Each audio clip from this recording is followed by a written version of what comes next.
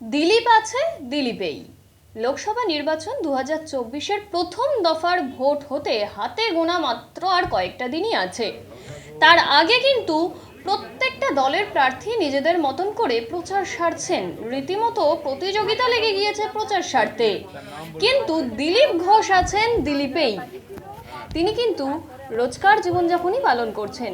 তিনি যেমন প্রাতঃভ্রমণ সারতেন, সেই প্রাতঃভ্রমণটাকেই কিন্তু প্রচারের এক অন্যতম মাধ্যম করে তুলেছেন। ঠিক সেরকমই তার কেন্দ্র থেকে কিন্তু তিনি প্রত্যেক দিনই প্রাতঃভ্রমণের মাধ্যমে, চাইপে চর্চার মাধ্যমে প্রচার সারছেন। সেই চিত্রই আবার উঠে আসলো।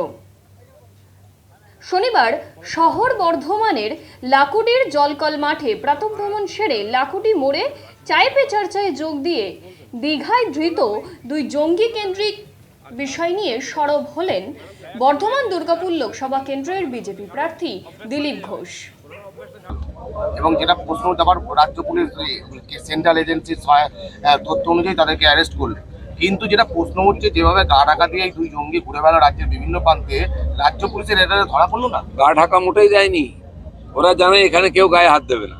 শাহজাহান 2 মাস ধরে ঘুরছিল, পুলিশ জানতো না, মমতা ব্যানার্জিও জানতেন কোথায় আছে, কেন ধরেনি? ওরাই এই ধরনের লোকদের শেল্টার দিয়ে সাহায্য করছে।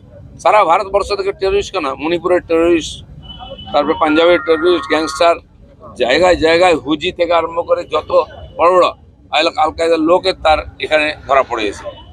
মাসের পর মাস ঘুরছে। মমতা ব্যানার্জি কি বলি 2 ঘন্টা ধরে নিচ্ছে, যখন ডান্ডা দিয়েছে উপর থেকে তখন 2 ঘন্টা।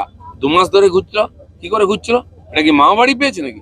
এখানে সব টেরোরিস্ট দেশবিরোধী লোক ঘুরে বেড়াবে আর আপনি তাদেরকে খাওয়াবেন, পড়াবেন, পুলিশ দিয়ে তাদের সুরক্ষা দেবেন?